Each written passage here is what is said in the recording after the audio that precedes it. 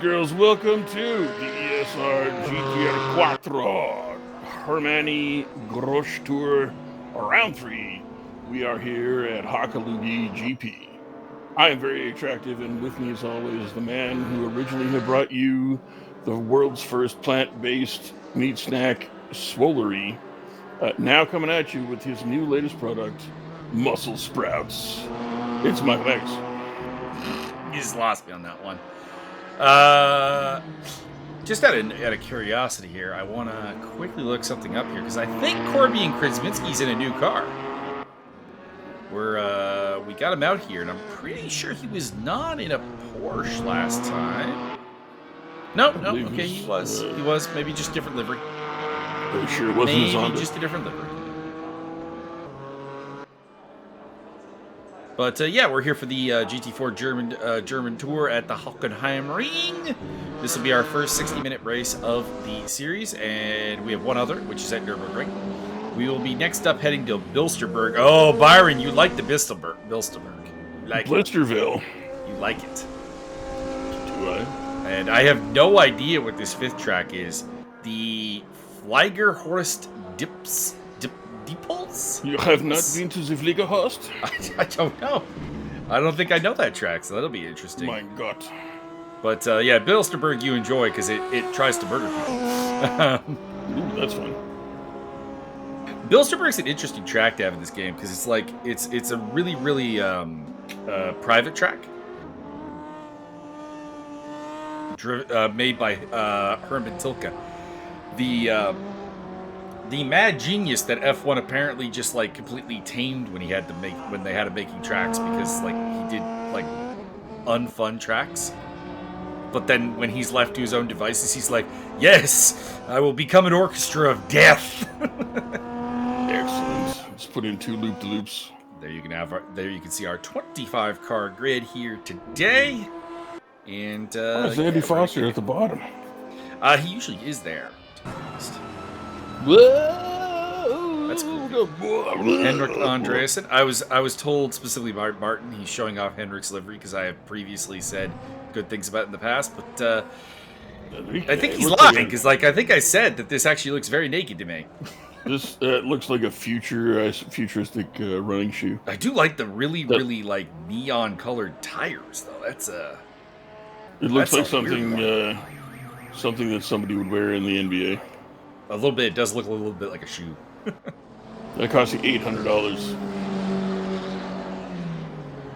It's not even going to come in your size. You just have to spend that money anyway. Now, it would be even better if one of Audi's principal sponsors in the Amazon Racing Tech GT series is Skechers. So that would be even funnier. So we're getting ready to form up the grid here, and got a nice orange car there. Yeah, that would be Fran Hidalgo, I do believe. Well done, Fran. Or at least that's the livery he was running the last 2 rounds. The franchise. Alpha Clone. Why do I feel like that's a company I instantly distrust? I don't know. If it's an Alpha Clone, shouldn't it be Beta? I guess, yeah. How does one clone get Alpha? It is full of eagles. There's also some eagles in the damn it, what was it? In the dashboard. There's some eagles in the dashboard. All right, here we go. Gunnar Ricks will lead the way from Henrik Andreasen, Antonio Costa, Stefan Frings, and Yuri Kurtachville, the top 5 here. We go. This is a very awkward view. No need to get too excited. They got like a 15-minute warm-up for that. Tobias Thirol, pardon me, is in first place. Why was Gunnar Ricks in first place there for a hot second? The tower may be glitching on us. Anyways, Thirol leads the way. That is something we're used to saying, but it has not been the case in this series. Tobias has had kind of a rough opening 2 rounds by his standards. Further back, that is Jeff Ecott in the Mercedes. We actually get to see Jeff today because if you'll recall at the last round at Sachsenring, He did not get off the line. He had an instant technical issue that took him out of both races.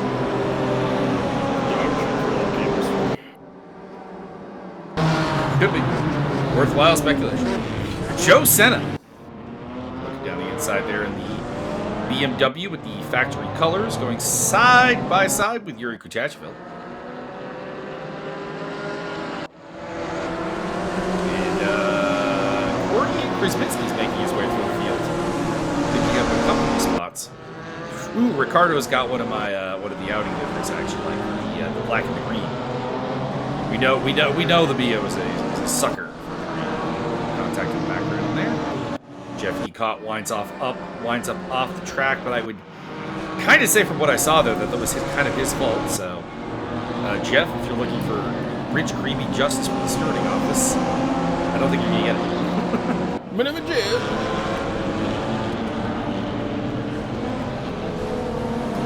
Yatsky is near the field. By which I mean in this series. He's been here before. Side-by-side action between Jeff Ecott and Morbid Apathy.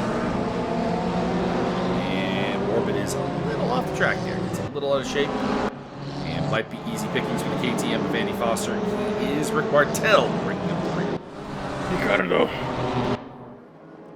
Ricardo is muy caliente. So, one lap in, it's Therof leading from Ricks, Andreas and Costa and Kardachville with Senna, Frings, Campbell, Ziska, and Vega in the top 10. Vic's had good pace in this series.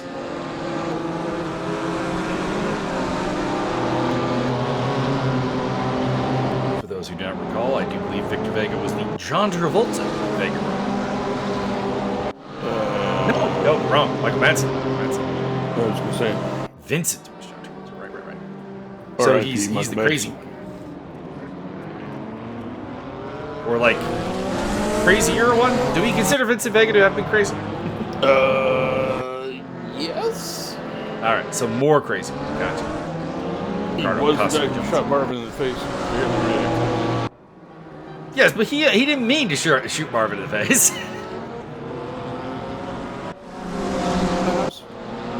James Boutelier, a surprising winner from the Sachsenring. In 17th place, going side by side with Ricardo Costa in the KTM. I do believe that's a new livery for him. But since there are only 2 KTMs in the field, go nuts. If we get a look at Andy Foster's car, you might have your new favorite. That's Antonio Costa sideways and a little sloppy at the rejoin there, Antonio. A little sloppy. If that comes across the steward's desk, there may be some action to be taken. If we get a good look at Andy Foster's livery, that'll be nice because I think you'll like it. It has something near and dear to your heart, and it's KTM, which you love. So I think you like it. Timo Ryder up into the top 10. Rocket beat Mercedes. Battling with Vic Vega, and behind them is Antonio Costa. Frings got knocked off the track during that whole Costa kerfuffle and drops out of the top 10 to battle with Sergei Sleepak and Gordy Krasminski with Antonio Costa. Camera guy. There he is, moving very slowly in the blue and white Porsche. Ricardo Costa and James Butler continuing to battle. Mike, if there were 2 of them, would this be the A accordion or the B accordion? It'd be B, I imagine. Fair enough. Or more appropriately, duo. Trio lingo. Nicholas Campbell looking for a move there on Dave Ziska. Oh, physical. Man, Jeff Ecott is in the middle of like everything here today. Jesus. Keeps getting rough around him. Adam Stewart in the livery I rather like. It's very simple, but I enjoy it. Trying to make his way through the field. He's on the tail of Jeff Ecott. Which kind of seems like a bad place to be, given everything that's happened around Jeff Ecott.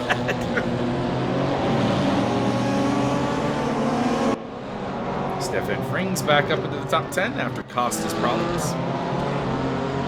Costa racing side by side with Ricardo Gomes. He was a little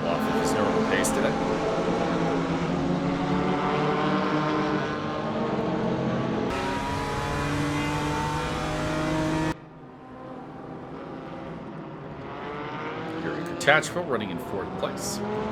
He's got Joe Senna behind him, and championship leader Henrik Andreasen up ahead. Gunnar Ricks in 2nd, and Tobias Thierolf leading the way.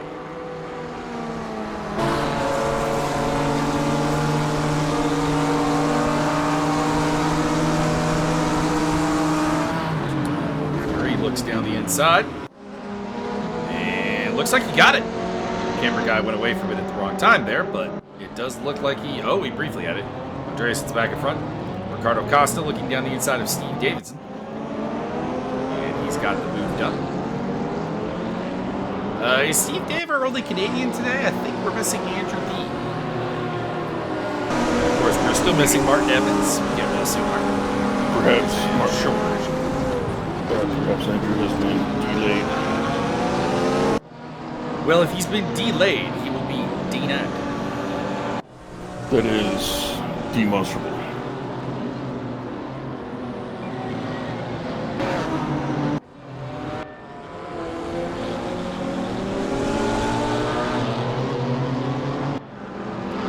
You may even say that that is not desirable. I would say definitely. Attachment looking for way past. I just thought of the Band of Brothers bit with the German soldier.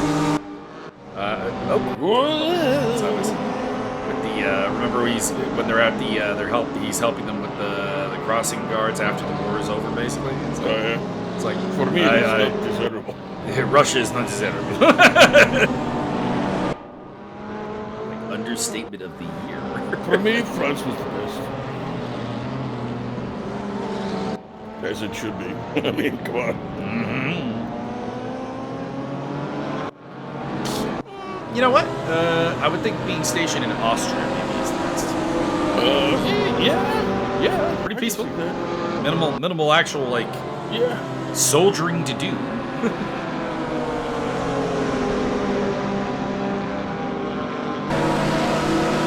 Ricardo Costa looking down the inside of Mauricio Delgado. He's on a charge. Oh, and I think he's just about to die. Yeah. Whoa! What happened to Yuri there? Tractor beam. That was weird. That's got to be a netcode issue for Yuri. So, sorry, Yuri. Antonio Costa is not happy with Timo Konietzki. I assume Konietzki maybe had a bit of a sloppy rejoin there. Oh, and that is Yuri off the track. Still. Looks like he's just waiting for people to get through. He hasn't found a good spot to rejoin. You can rejoin now, Yuri. There you go. James Butler. There's Ricardo Costa very off the track, and Mauricio Delgado, as well as Steve Davidson trying to get around him. Mauricio with a little snap of oversteer. And it's almost like the two McLarens are kind of tag teaming the outing. Ryder, tail of man, Cordian Krzyminski's now in the top 10. He's having a phenomenal time, showing that he's got the wheels. Maggle, whatever happened to that one Barcadero guy? Oh, almost collects Ricardo Gomes. In the background there, you can see Andy Foster.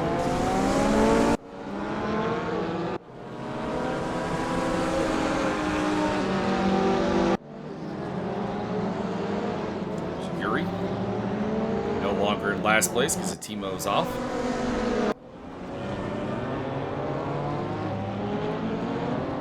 Timo Ryder on the tail and might be able to get past Krzyminski here. On the inside. Can he outbreak him? Maybe. No. Krzyminski, you're not getting around the outside here.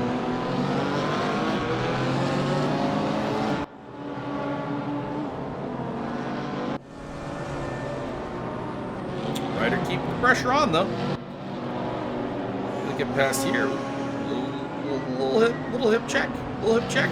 For goodness sake, got the hippie shakes. Got the inside line. Further back, that is Morbid Apathy. I'm not sure what happened there. 404, surrender nothing. Maybe. That looked like an incident from the Enduro race on Saturday. At least they had the rain to blame. It was a wet one.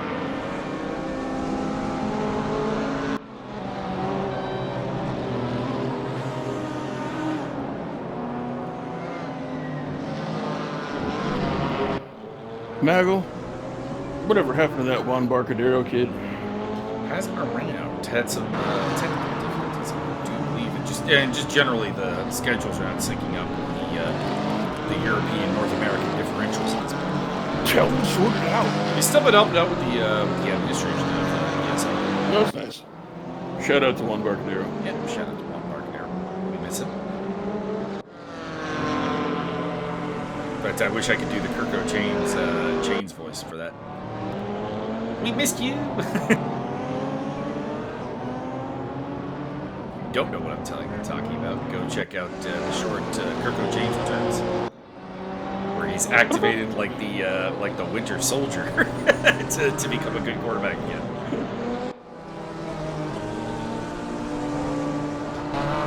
Hey, it's fourth quarter.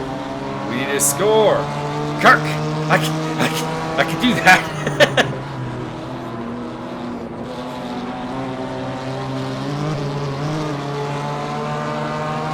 Nicholas Campbell, who's on the tail of Dave. This guy. I think these two have been fighting each other pretty much all day, but it was originally for 9th place, and now it's for 5th.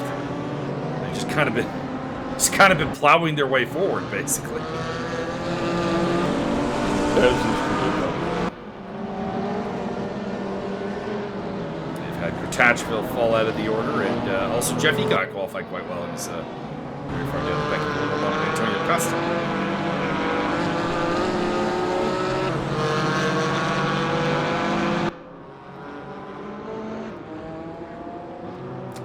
Frings on the tail of Vic Vega. Frings was a surprising winner at the Norisring earlier this season. Who's got a Norisring? Norisring. Nope. Whoa! Listen, Mr. Apathy. Maybe try not to be so morbid. It's my job. James Boutelier on the tail of Ricardo Gomez. Oh, Vic, I was saying nice things about you, and now you go off the track and lose a spot to Frings. I like the fact that man's bumper said way ahead. Now putting the pressure on is Sergei Slipok. So I had the weirdest thing today when I was writing up the fight play-by-plays, and I had to apologize to Julia and Theron. Theron Fleury? No, Theron Steenkamp. I went through their fight and like had a lovely write-up for the first, second, and third round, and the third round disappeared on me for some reason. I'm like, damn, I'm not writing this again. Here's the brass tacks. Were you channeling your inner T.S. Eliot? Oh my god. It's a good fight. Go, Foster, go, you glorious. I was waiting for that. Golf oil, KTM. I haven't seen real golf oil in so long. Thought everybody hated me, but Andy Foster understands me. Andy Foster has become Byron's new favorite driver. Andy Foster will win this match. Put everybody in a topside go-go Paletta. Is Andy Foster now on your Mount Rushmore of drivers? Probably. And if so, who else is with him? It's him, it's Rick Martel, and probably Mauricio Delgado. Well, there's a 4th spot on the Mount Rushmore. There is. I'm waiting for another person to rep the Gulf Oil on the regular. I'm sure I'm missing somebody. I have a suggestion. The Dark Lord himself. Oh yeah, I mean Federico's hunger. That'll make a pretty good place filler for now until somebody takes his place with more Gulf Oil. with more Gulf oil or more absolute powered by it. Correct. For those who do not recall, because it was a very, very long time ago, Frederico's Vonger became Byron's favorite driver because he finished a race with literally no wheels attached to the car. Correct. He had like one left. One He left. had one. And it's like, I will cross the finish line. He was crawling out of the lava pit in a glorious way that Anakin Knocker could never do. What a loser that fucking started. I didn't know Darth Vader was such a fucking loser. Basically, we at that point the Sith Lord we deserve. We at that point declared him Darth Vonger, and he is the Sith Lord of sim racing. Correct. Powered by pure hatred and probably goat cheese because he was from Greece. Correct. Ouzo and goat cheese and anger. Nope. Andy Foster's fighting with Jeff Ecott, which means Jeff Ecott, you're a persona non grata in this commentary booth. Goddamn. Let's put some tzatziki on top of that. Man, the amount of people in the world who mispronounce tzatziki, you can go jump off a cliff. I don't like it. It's like not being able to pronounce NVIDIA.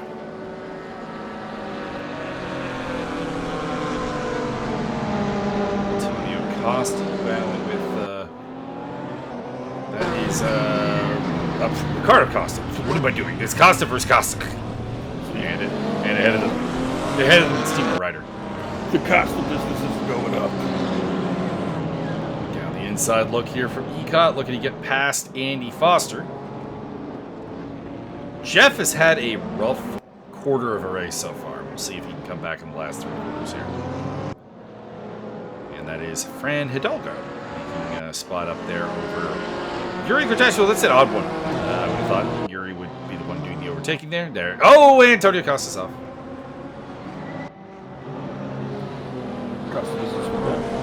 The Costa business is sliding down. Oh, and it just DNFs. He is done. No. Antonio, how could you be like this? Antonio's had a bit of an up and down series. It's high points, low points.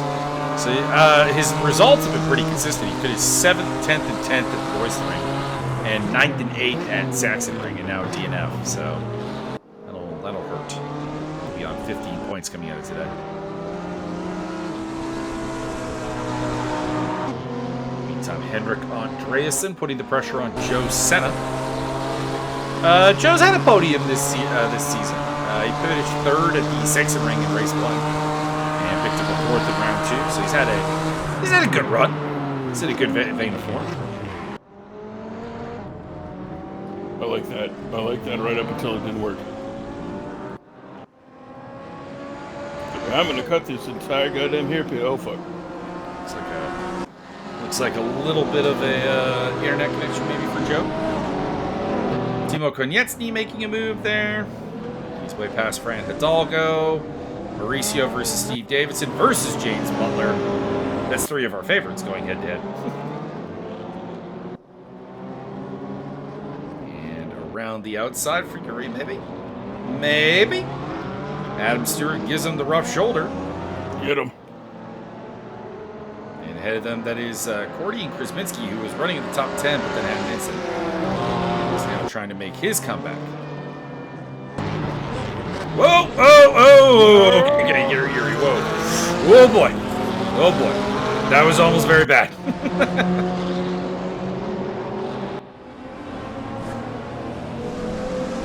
How do you feel about the Greasy Lions being the best team in the entire league of the CFL? I feel like there's a great deal of parity in the CFL right now. I do mean that actually. It's very good. Fantastic. It's like going into the playoffs and like, man, any of these teams can win the Grey Cup, and it's a pretty neat feeling.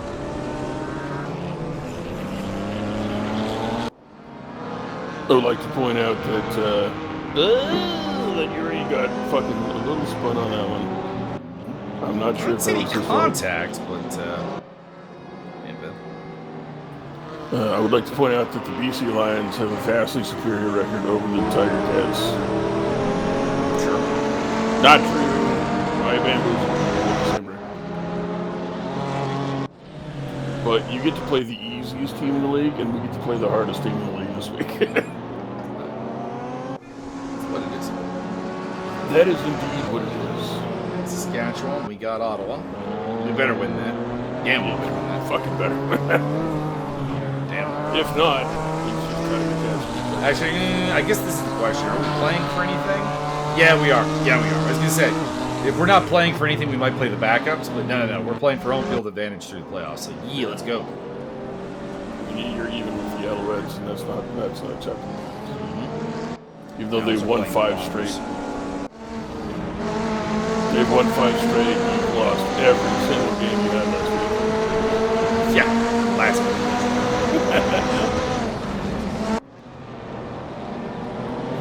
The BC Lions have also won 5 straight. And the Rough Riders have lost.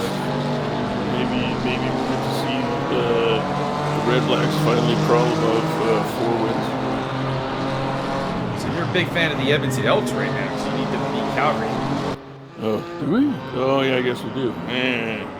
Well, you don't need. I mean, if you beat Saskatchewan, the results of the Calgary game don't matter. But if Calgary loses to Edmonton, pressure's off. I mean, I'm not going to lie. I would cheer for the Edmonton Elks 10 games out of 10 against the Stampeders. Because Stampeders, they got no flurries, no flues anymore. I mean, neither of the Elks. True, but it's Edmonton. They're at least cultured. You're a detachment going side by side with Timo Vignettes. Makes the overtake happen. Edmonton's got them all. You can go to that. Calgary's just like a wasteland of concrete and people pretending to be cowboys. Let's see. Ricardo Costa battling with Timo Ryder. Ricardo's having a good day. Adam Stewart battling with Fran Hidalgo. And ahead of him, that is Jeffy Cotton.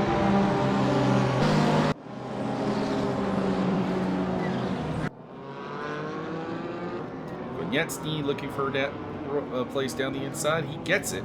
Man, Yuri does not seem to have any pace right now. I wonder if he's got some damage on that car.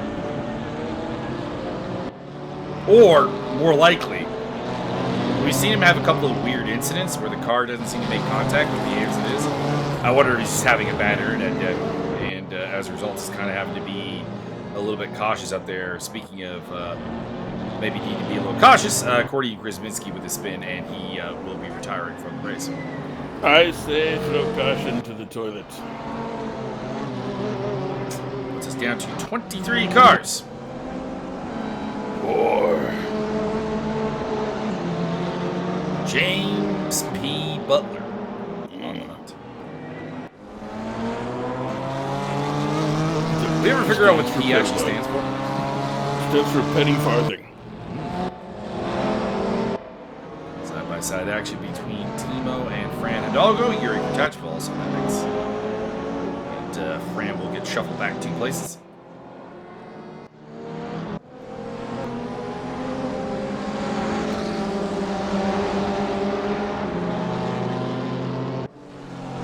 So, with Tobias Thierolf in the lead, we are on pace to have our 6th different winner of the season, which is interesting because we've only had 6 races. I need 18 different winners for this round of 10 races. Gunnar Ricks won at Norisring along with Nicholas Campbell and Stefan Frings, and then at Sachsenring was Henrik Andreasen and James Butler. So Thierolf would be our 6th different winner. Very nice. Oh, Yuri! Oh boy! Aggressive. Oh, that's a couple times Yuri's gone for a late move, and it's not really paid off, but he's managed to avoid getting a penalty. So,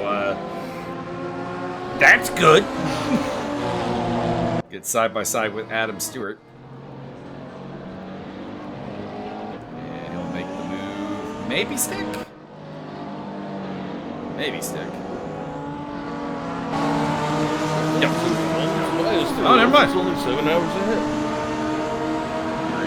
little out of shape there. I'm not sure if that was contact or if, again, that was the internet connection. I believe he's just excited.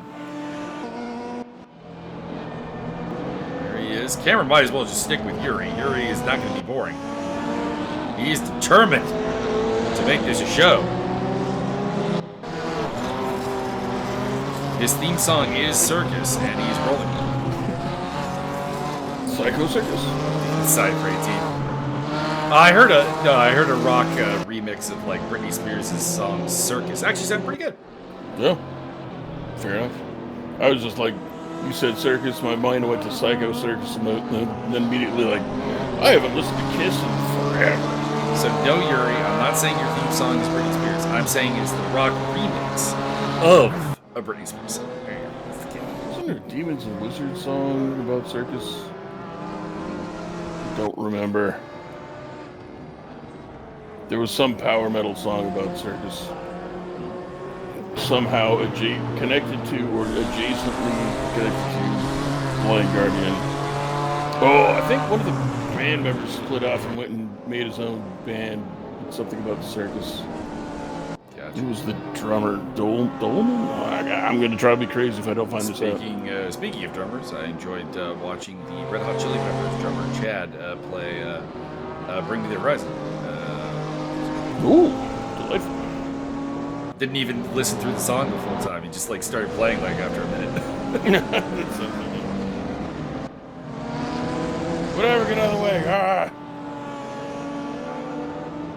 Sounds like something Will Ferrell would do if he was pretending not to be Will Ferrell.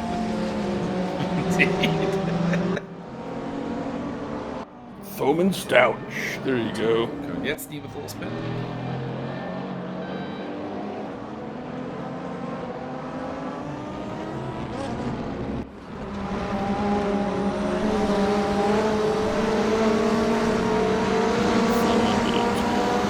That one jazz drummer that gets to drum me a lot, I really enjoy him. I'm blanking on the name. Younger African American or Caribbean American gentleman. But yeah, his take is always interesting because he'll be listening to like some kind of like death metal song and be talking about it like really calmly, really technically, and start like Nice. Foeman Stouch. Butler up the inside. Ooh. Making the move on Mauricio Delgado. Two of your favorites swapping positions. How dare you disrespect Mauricio like that? Well done. Thoman Stouch, former drummer of Blind Guardian for about 20 years. Split off and then... I hate to interrupt, but Yuri's about to do a thing. Yuri down the inside. Is it gonna work this time? Yes, it is. Overtakes Adam Stewart for 17th place. He didn't even cut the corner, nothing. That was very nice of that, yeah. Thoman left the band and then created Savage Circus and just dropped one album and then nothing else.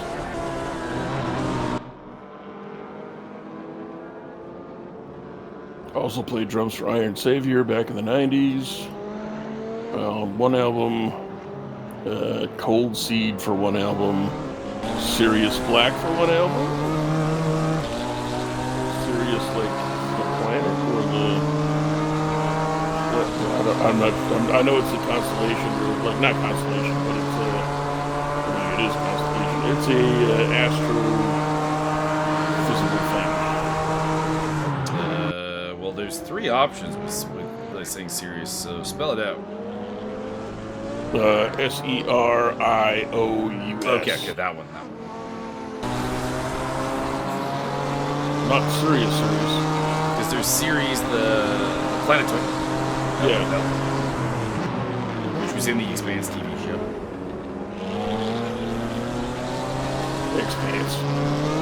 Currently in a band called Mentalist, which is also a show, if I'm not wrong.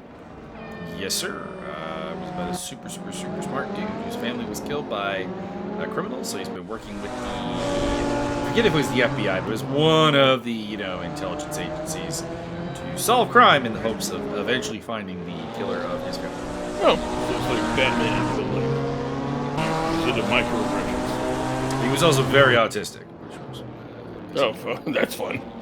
Timo Konietzki down the inside of Fran Hidalgo. Apparently, Mentalists have put out 4 albums in the last 5 years. That seems prodigious.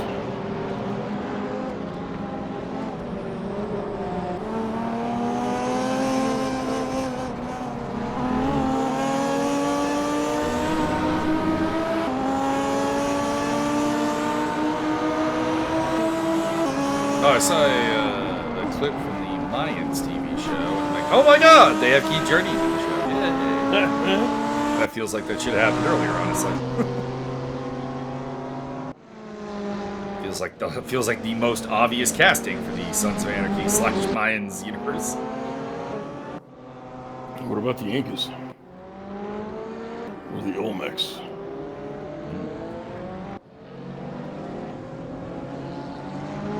Always was like weird to me that in Sons of Anarchy you get Robert Patrick for like half an episode. It's like, you guys paid for Robert Patrick to be in half an episode? Why? What? How is this worth the money? Do they have 18 money? I guess. Robert Patrick, literally for half episode appears as one of the chapter leaders of the Sons of Anarchy. It's like the most random cameo ever as Henrik Andreasen. There's a lot of cameos, like guest starring appearances in Sons of Anarchy. It's a lot. Skinner from the X-Files, Henry Rollins, Peter on Ferdy. Plays like an angry Italian guy in everything he does. Chuck Zito. It's like you like swear that okay, Robert Patrick's here. He has to do something, right? Like he has to have a role, right? He has to have more than one scene. It's like, nope. One scene and he's done. I made a mistake. I mistook T5 bajillion for Robert Patrick. Patrick Wilson. For some reason or other, Robert Patrick and Patrick Wilson in my mind smashed together. No, I understand. Honestly, you have more confusing mashes together. That is true.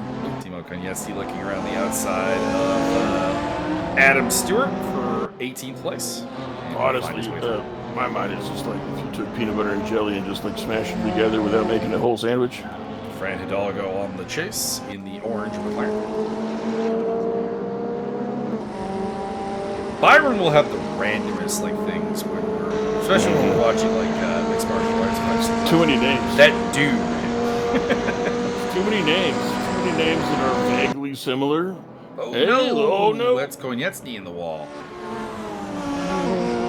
Side-by-side action between Nicholas Campbell and that is Sergei Slipak.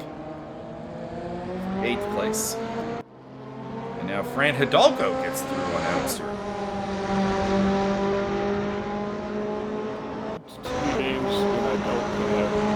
There was like a 3-day period where you're trying to remember Andrew Galata's name. Oh yeah. Which was weird because if you just told me the guy who low-blowed Mike Tyson. Well, the only thing I could think of was hey, he didn't fight Mike Tyson. He did. Did he? Yes, he did. He punched him in the butt. Punched him in the dick.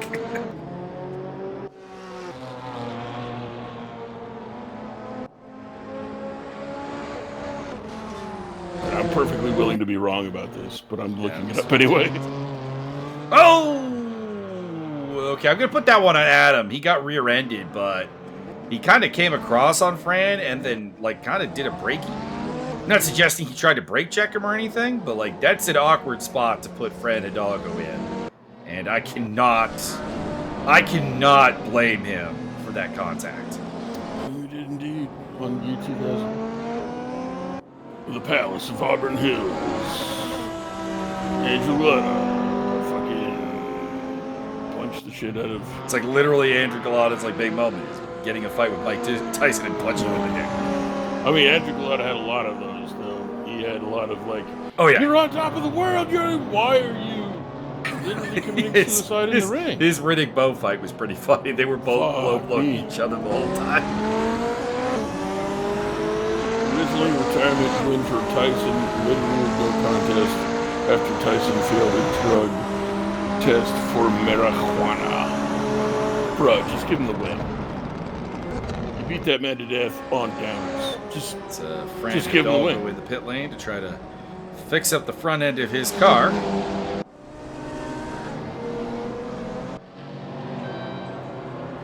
Pick up Sergei Sleepak on the tail of Nicholas Campbell.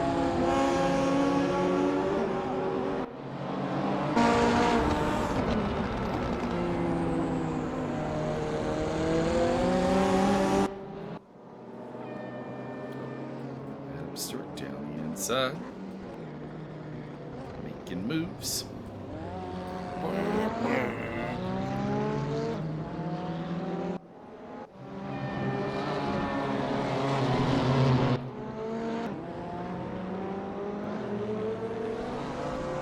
So there's a certain actor who might be attached to the Henry Cavill Highlander film that I'm very excited about.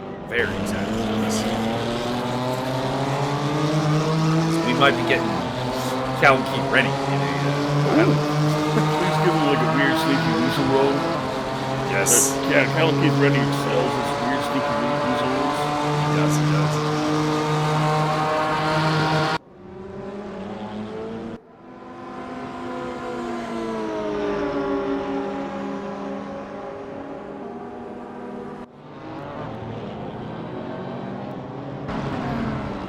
Sleepak gets a little close to Campbell's rear there, but manages to stay out of it.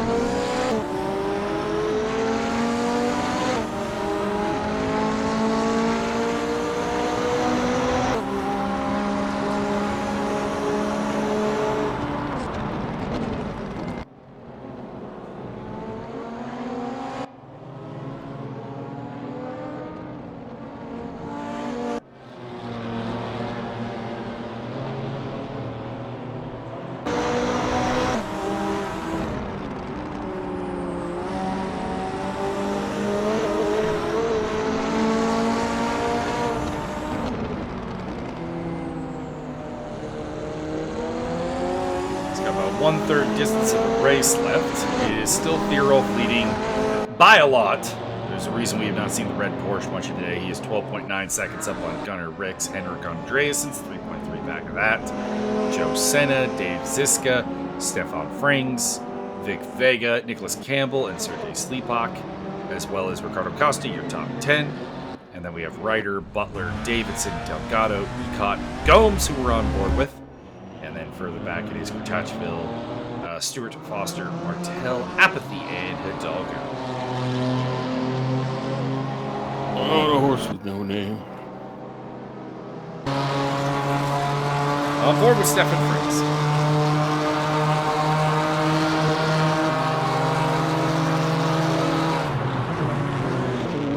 Sammy inside. Dave Ziska. Doing. Time being.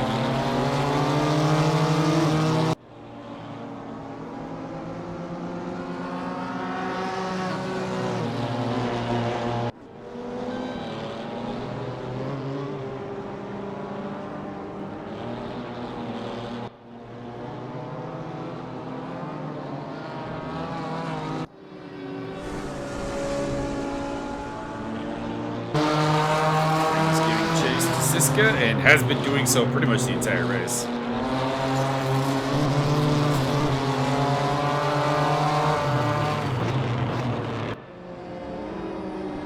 Now I've triggered all my Highlander memory files, and we're having a good time upstairs right now.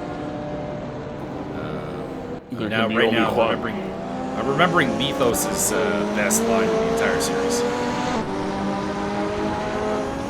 which was. So there's an episode where Duncan refuses to kill one of his former lovers, even though like she's dangerous and like kind of like psychotic.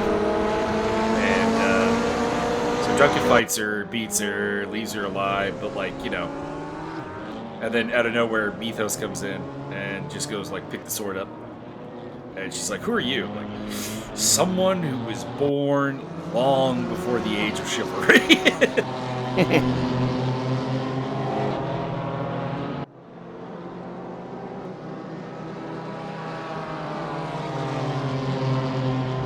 I'm also remembering the fact that Scott Hall and Roddy Piper played villains in that TV show.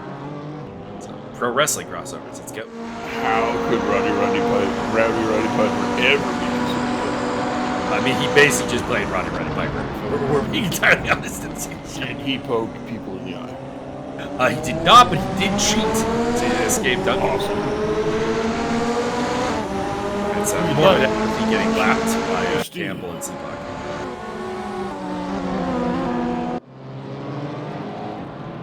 Doing a good job getting out of the way.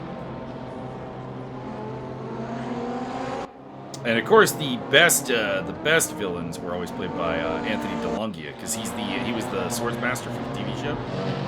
So you knew you were going to get a good fight.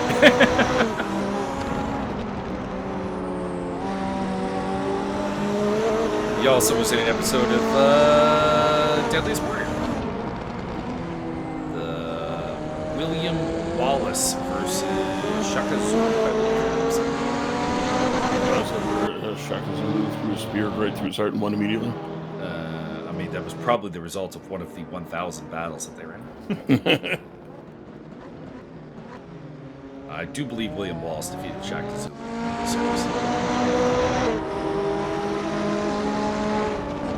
Not that show should be in any way taken as gospel. Yeah. Some of their tests were just stupid.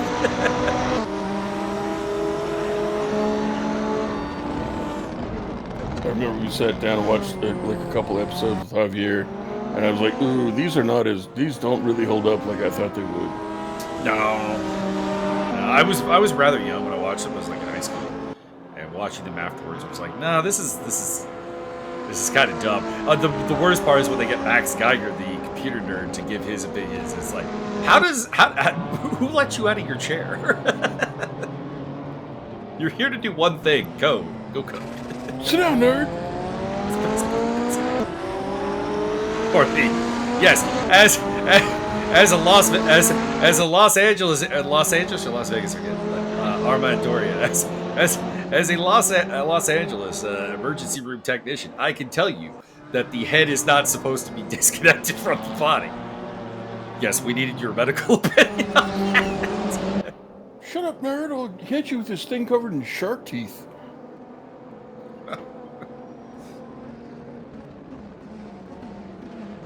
Andy Foster on the hook. I will say the one episode that still is worthwhile, though, is the Green Berets versus the Spetsnaz, just with the two Spetsnaz guys being the coldest mother effers on the planet.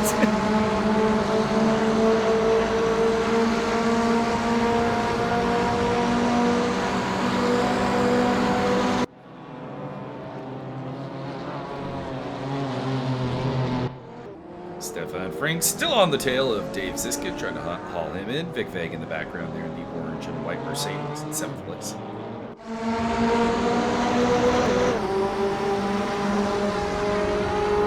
And we get on board with Byron's favorite car, the KTM Golf Oil. Oh my god. It's Fran Hidalgo going off up ahead. Fran is down a lap from having to pit for a new front end after his contact with Adam Stewart, so he's effectively out of this race, but continuing to try to, get what he can.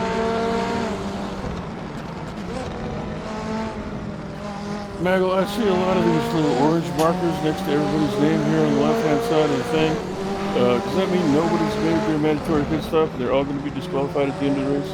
No mandatory pit stop. I actually don't know what that orange means. Actually, they're on the far left hand there. I believe disqualification imminent. That's what that means. I believe it's just part of the interface, probably.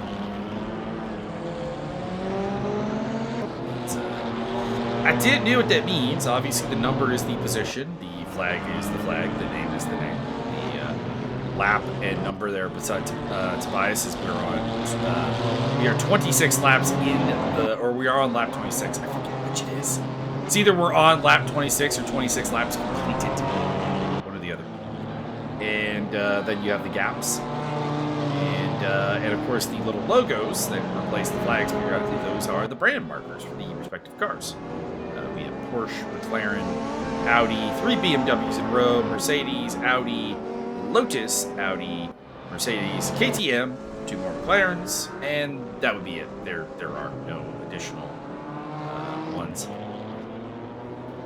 I think that's all the cars that are included in the GT4 category. There are 2 Porsches in the category. I don't know if we have both of them in play here today. I guess I could look. What about like a 1960s lineup? No, that would not fit here. The only place that you'll find Lotus in RaceRoom is, if memory serves, it would be the touring car category, WPCCs and TCRs. So let's see here. No, all the Porsches in the field are 718s, so the older Porsche is absent from the festivals.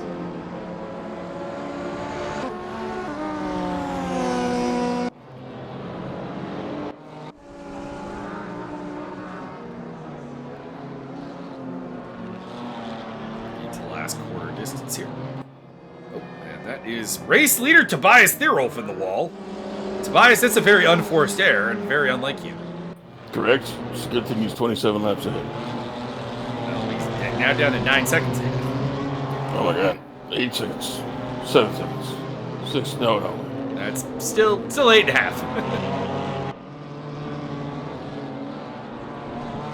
That would be very embarrassing, though, if that cost him the race. There's just no need for him to even be pushing at that point. Just find a comfortable place and go. Gotta have all the speed and all the lap times that are good. There is also a possibility that we're ignoring. His cat jumped on him, and that's why he crashed. These are also possibilities. I don't know if he has a cat. Maybe he has a dog? Kid? Maybe he has girlfriend? Several hundred boyfriend? Germans. I don't judge.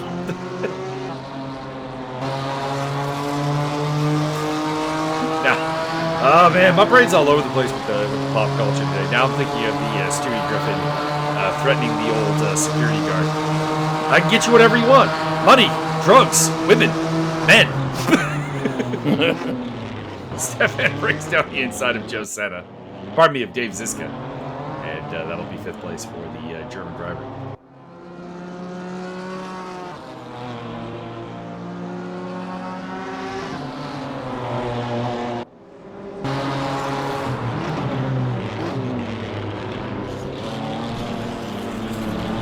I'm a little disappointed myself that I went to the inferior Seth MacFarlane creation of Family Guy and not American Dad.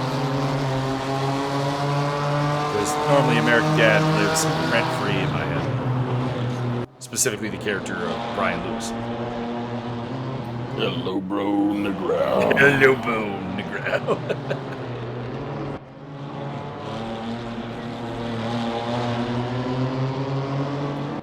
It's El Cuba Libre. We've rescinded the bounty. I can't go back to work. I dropped a deuce on my desk. Side-by-side action between Timo Ryder and James Butler as they battle over 11th place.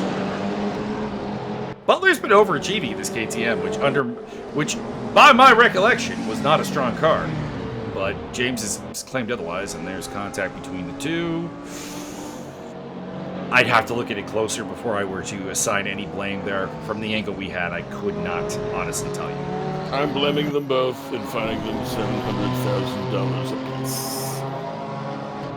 I thought we were doing Quatloos. That was last week. Now we're using Zimbabwe dollars. By the way, ESS Star. Code right there. Scan with your phone. Go there. Check it out. I'm wearing their product right now. Get yourself a nice comfy mug. Very durable and exciting hoodie or t-shirt or hat. I have a green one. Get yourself some, put them in the wall merch, which might happen at some point. I know. We have, I greenlit like a couple designs 5 or 7 years ago. We also have a cookbook co-written by Byron and Mauricio Delgado. Hell yeah, how to put shit on a board and cook stuff up good. How to make the perfect fall off the bone ribs and matching charcuterie. Which wine goes well with a Grand Slam breakfast? none of them. Spoiler alert, it's either a Pinot Noir or a Chardonnay. Your choice.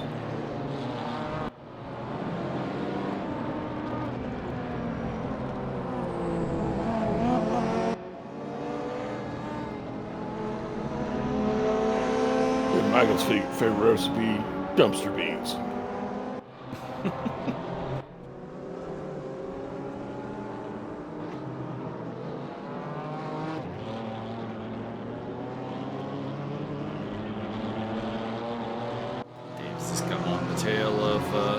Stefan Frings. I've been very impressed with Dave Ziska and his ability so far in this series.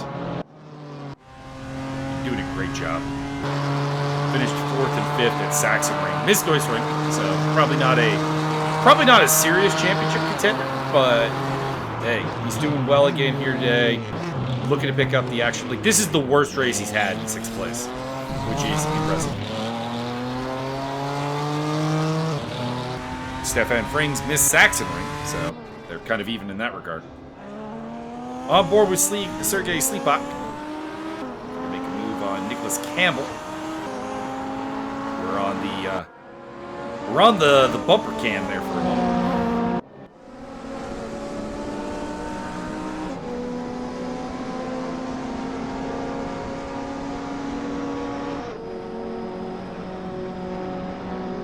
We're down to the last 7.5 minutes of the race. Probably,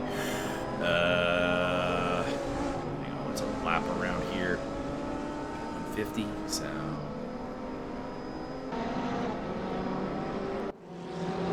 probably 5 laps. Mauricio did Gatu down the inside. So no luck against Jeff, he caught. And we're back to Sergei Sleepak.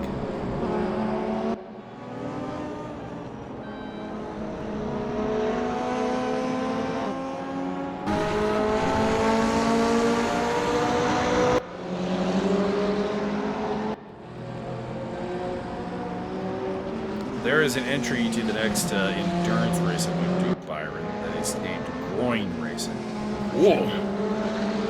And it's not just a joke team name. Are you ready for this? No, not at all. The driver's last names in the car spell groin. G, an R, an O, an I, and an N. I am in favor of these things.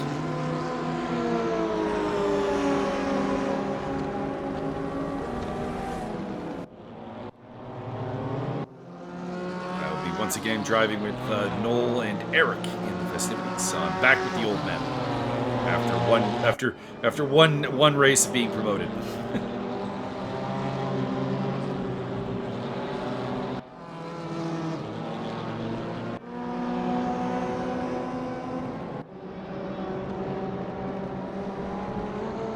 We'll have a guest fourth driver, which is Steve's niece, who will be doing her first endurance race, so I am to look after her and show her the ropes.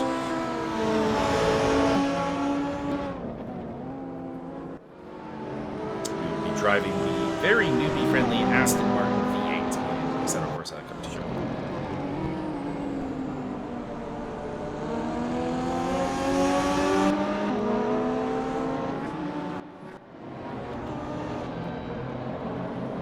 And it will be Imola with the track, so not a bad place to bust your cherry for endurance racing.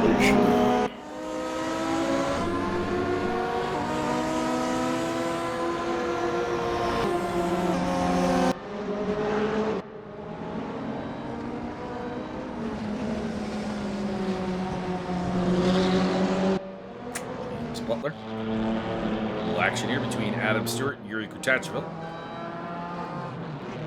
He's been a championship contender in this series, so it's a little disappointing to see him back here. Pardon me, it was Ricardo Gomes, not Adam Stewart. I don't know why I thought that was Adam Stewart. I like Adam Stewart's livery. I should know better. And Butler is up in behind Steve Davidson. Yuri's had a pretty good run of it. 6th, 4th, 3rd at Norisring, and then a 5th and an 11th at Sachsenring. So he did pick up the penalty at Sachsenring.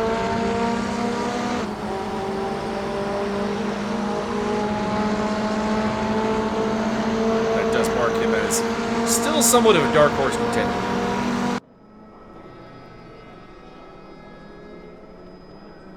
Making up a spot there over Ricardo. See.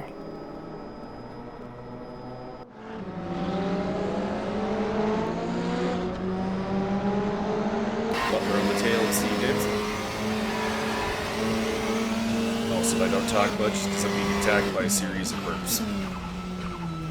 I told you not to drink all that fucking fish juice. I drank nothing.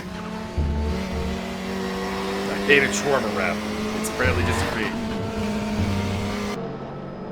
I thought you didn't want to eat that stuff because it sounded like she-warma and you don't like stuff like that. I don't even know where you're going with this. I'm just being retarded. I can only express confusion that borders on lying. That is acceptable. If not preferred. Which now I'm thinking about Sin City. Good old Nick Offerman. As much as I appreciate this conveyance, boner inspiring that it may be, I do have to ask, where are we to deposit our recently deceased cargo? Good old Nick Offerman.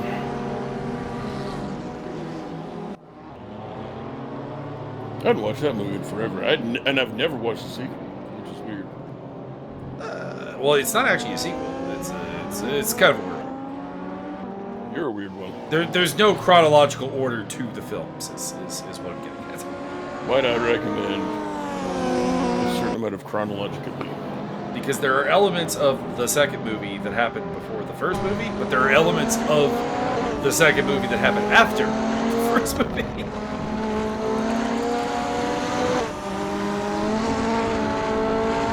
For example, Dwight McCarthy's character has his old face.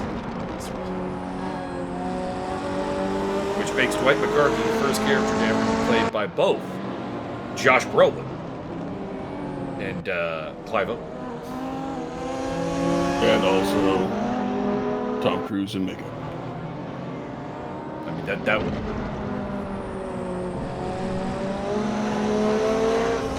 Then again, Reacher is a character that has been played by Tom Cruise and Alan Richardson, so... Yeah, my mother's got some thoughts about that. I know.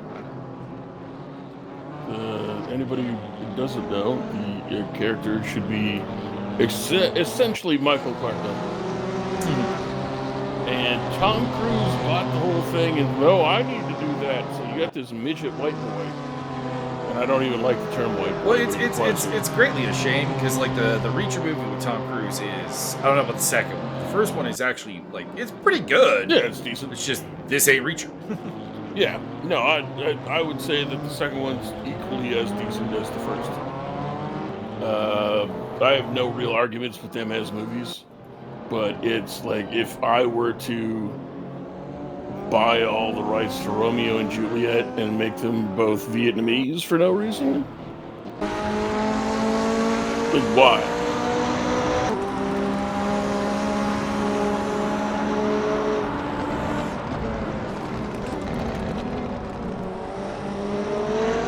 Well, now I'm interested. And now I would like to find, like, are there some quality Japanese or Vietnamese actors out there that I'm not aware of? Can we do this? I'm sure there are. Can we do this as like a weird, this can be done. I retract my earlier statement. Adam Stewart to the pit lane. Steve Davidson getting driver of the day. I don't know about that, Martin. I don't know if you have the unilateral authority to declare that. Get him, Steve Dave. Hell yeah. He'd be up there, though. He'd be up there. He's had a phenomenal race. Who would I give it to instead? You give it to Tobias because you're biased. Tobias biased? No. See, I would have given it to Tobias until he ran into the wall. That was very silly. But he recovered and had a majestic after thingy with the stuff. I mean, a little bit, but like still. Get him, Steve Dave. Don't let Mike shoot you down. Mike's a hater. I'm okay with Steve Dave. I'm just saying. We, the commentary team, did not give the unilateral authority to do this. Mike doesn't like Canadians or Canadian professional sports teams. That's a lie. He only cheers for Boston. Oh, God, no. And Shreveport. Oh, God, no.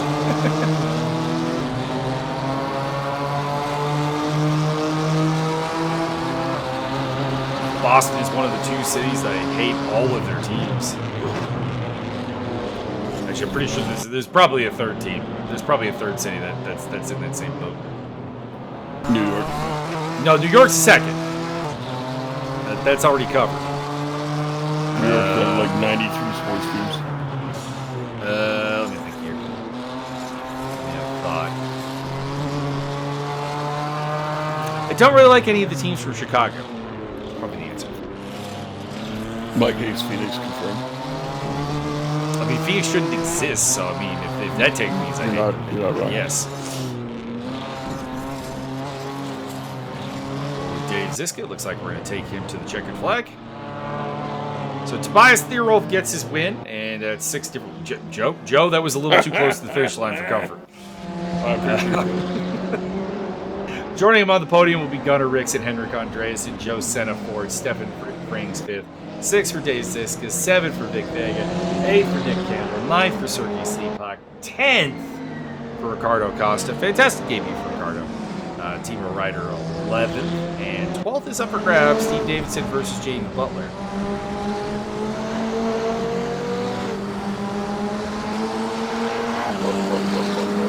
Race is over. And we're ignoring the obvious choice for driver of the day. Mauricio Delgado, goddammit. No, more obvious. That's Yuri Kutachville putting a lap on morbid apathy at the one.